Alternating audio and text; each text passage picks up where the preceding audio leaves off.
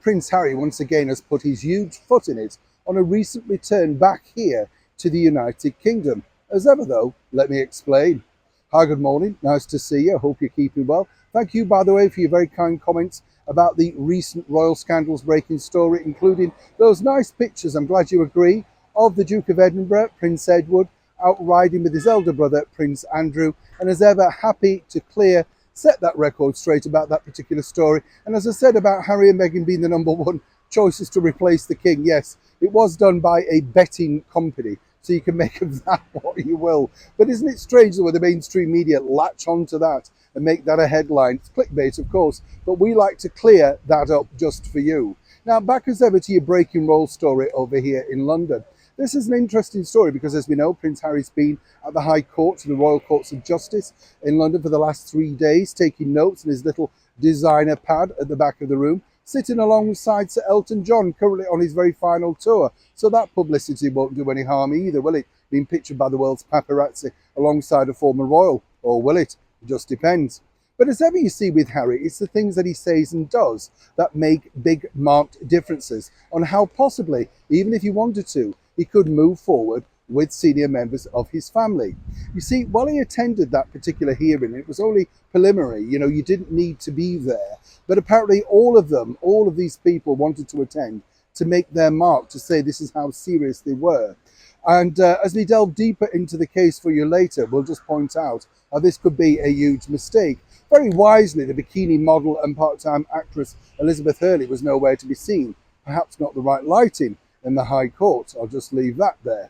But what's interesting here is that, the Duke of Sussex, Prince Harry, really has made something rather difficult for himself.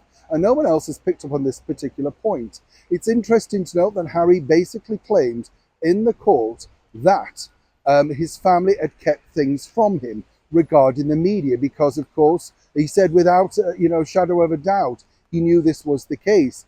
A very, very incendiary thing to say about your family, just on one level, but also now you've got to prove it.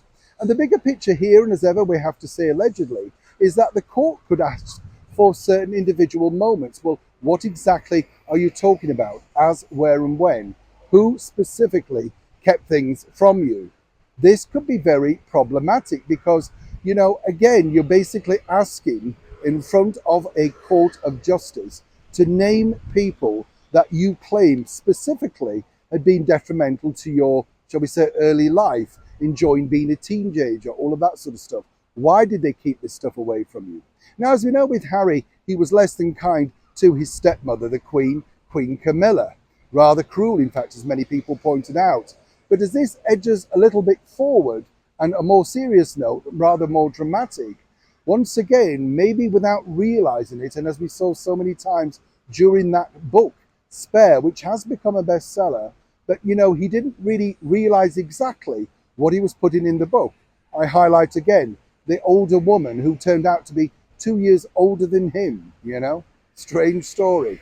But now by claiming that senior members of his own family, and we believe it's senior members, not courtiers, allegedly, basically, Harry's now saying they were lying.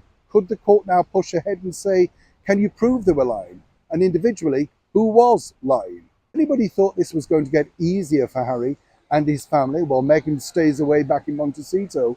Then they were gravely mistaken.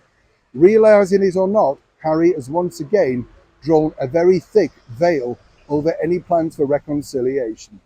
Neil Sean in the very heart of London.